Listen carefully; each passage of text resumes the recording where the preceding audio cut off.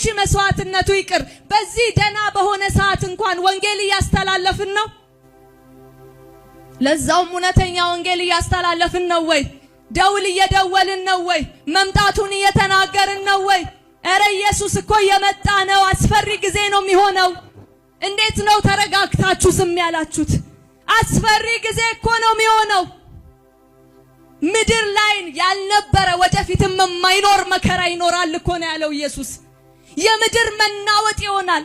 ከዳር እስከ ዳር ድረስ ሰማይ በብርሃን ይሞላል። የሰው ልጅም ከመላእክት ጋር ታጅቦ ይመጣል ይላል። ኧረ አስፈሪ ጊዜ ነው። አስፈሪ ጊዜ ነው። ኢየሱስ ይመጣል።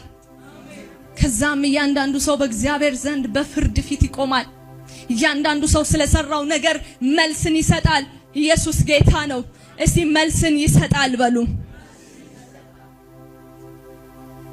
መልስን ይሰጣል። ሃሌሉያ። መጽሐፍ ቅዱስ ላይ ተጽፏልና በአንደኛ ጴጥሮስ 4 ከቁጥር 2 እስከ 5 እንደዚህ ይላል። የሚሳደቡ የተለያየ ነገር በምድር ላይ የሚያደርጉ ሁሉ ለእግዚአብሔር መልስን ምን ያደርጋሉ ይላል? ይሰጣሉ ይላል።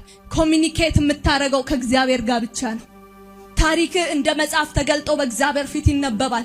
ያደረከው በሙሉ በእግዚአብሔር ፊት ይከበባል። አንተ በዚህ ምድር ላይ ቢዚ ነህ በማይረባው ነገር። እግዚአብሔር ግን ምን አለ ልጄ በነቃ እያለ ነው። ከሩቅ ሙሽራውን አጅበውት እየመጡ ነው። ኢየሱስ እየመጣ ነው። እኔ እቺን ተናግሬ በወርድ ራሱ ይበቃል። ኢየሱስ እየመጣ ነው። ክርስቲያን ንቃ። የተኛችሁ ንቁ። በዚህ ዓለም የተጠመዳችሁ ውጡ። ኢየሱስ እየመጣ ነው። ሊወስድ እየመጣ ነው። ተዘጋጅተሃል ወይ? ክርስቲያን ስለሆንክ አይደለም ምድነው። ኢየሱስ ኢየሱስ ስላልክ አይደለም የምትሄደው። ተዘጋጅተሃል ወይ? ልብስ ታጥበዋል ወይ? በበጉ ደም ልብስህን አጥበሃል?